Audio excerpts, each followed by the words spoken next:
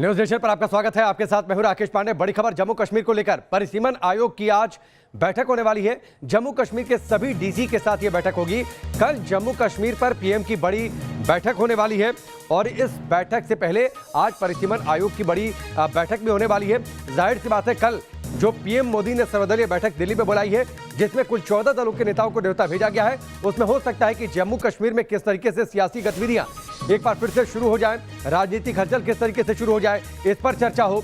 केंद्र सरकार की रणनीति क्या है, ये तस्वीर साफ हो जाए, उससे पहले आज परिसीमन आयोग की बैठक होने वाली है।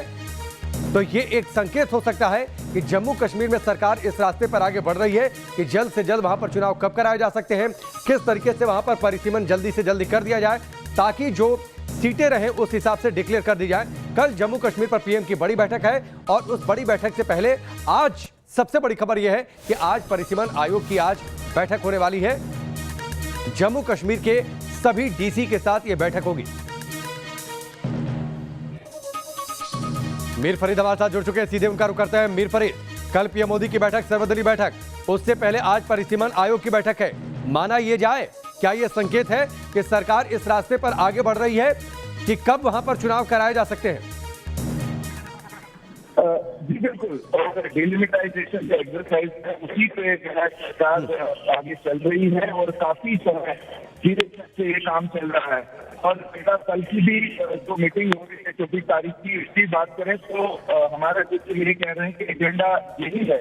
नहीं तो पार्लियामेंट्री अगर असेंबली की बात करें तो वही जो है केंद्र सरकार जम्मू कश्मीर में बनाना चाहती है और उसके जो है राय देने के लिए सभी दलों को बुलाया।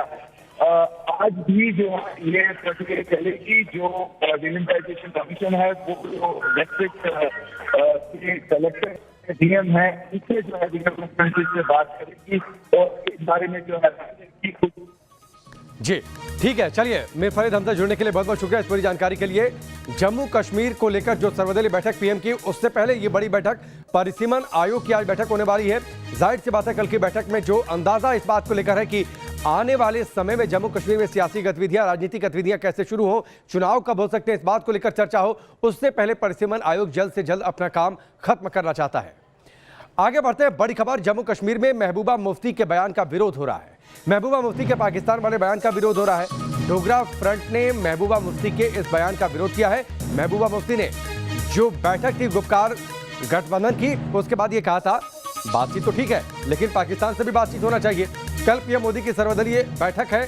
सर्वदलीय बैठक में महबूबा मुफ्ती पहुंच रही हैं, इसके साथ ही फारूक अब्दुल्ला पहुंच रहे हैं। लेकिन उससे पहले आप देखिए जम्मू कश्मीर में आवाम में किस तरीके से गुस्सा है। महबूबा मुफ्ती के उस बयान का विरोध हो रहा है जिसमें महबूबा मुफ्ती ने कहा था कि बातचीत तो पाकिस्तान से भी होनी चाहिए। अब महबूबा मुफ्ती के इसी बयान का विरोध हो रहा है।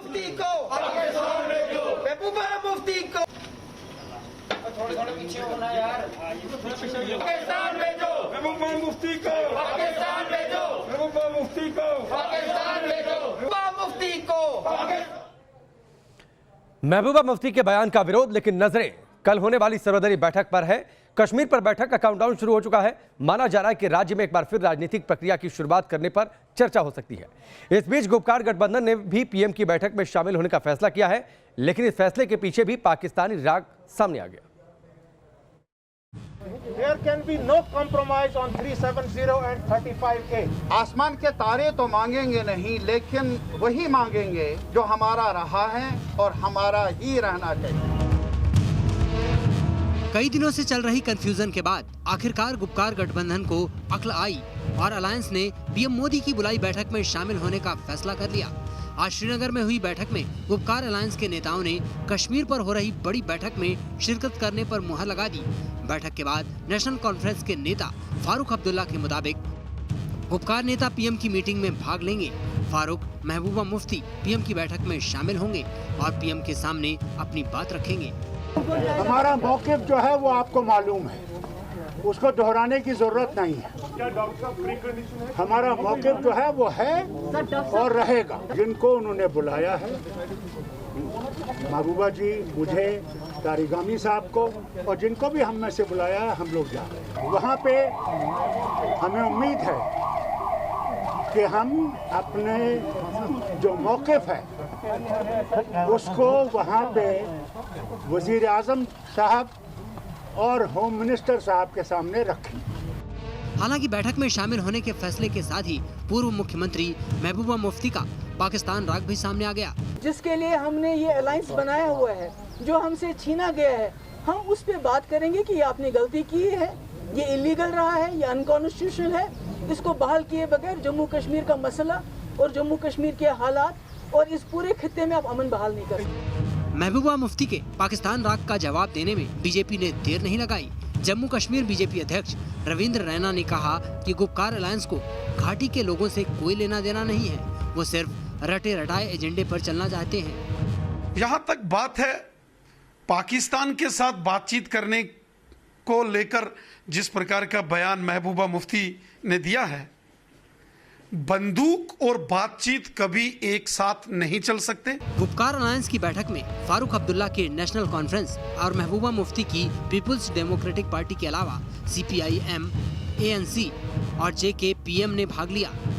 24 जून को PM मोदी ने कश्मीर को लेकर बड़ी बैठक बुलाई है, जिसमें राज्य में एक बार फिर से राजनीतिक प्रक्रिया शुरू किए जाने पर चर्चा की उम्मीद है। लेकिन गुपकार अलायंस के रुख को देखकर लगता नहीं कि वो घाटी में कुछ अच्छा होने देने के हिमायती हैं। जम्मू से शाहनवाज खान के साथ मीर फरीद, न्यूज़ नेशन, श्रीनगर। तो कश्मीर पर इस बड़ी बैठक का काउंटडाउन शुरू हो चुका है। इस बीच एक और बड़ी खबर यह है कि PM मोदी की बैठक में कांग्रेस भी शामिल होगी। जम्मू कश्मीर को पूर्ण राज्य का दर्जा मिले, गुलाम नबी आजाद ने यह मांग की है। कांग्रेस के JK अध्यक्ष गुलाम अहमद मीर भी इस बैठक में शामिल होंगे। पूर्व डिप्टी CM ताराचंद भी कश्मीर पर बैठक में शामिल होंगे, इस बैठक का हिस्सा रहेंगे। तो कांग्रेस ने भी फैसला किया है कि PM की जो ये सर्वदलीय बैठक है जम्मू कश्मीर को लेकर, उसमें कांग्रेस भी हिस्सा बनेगी। जम्मू कश्मीर को पूर्ण राज्य का दर्जा मिले, ये मांग रखी है गुलाम नबी आजाद ने। कांग्रेस के JK अध्यक्ष गुलाम अहमद मीर भी इस बैठक का हिस्सा होंगे। वहीं पूर्व डिप्टी CM ताराचंद भी इस बैठक का हिस्सा बनेंगे कश्मीर को लेकर इस बड़ी बैठक में।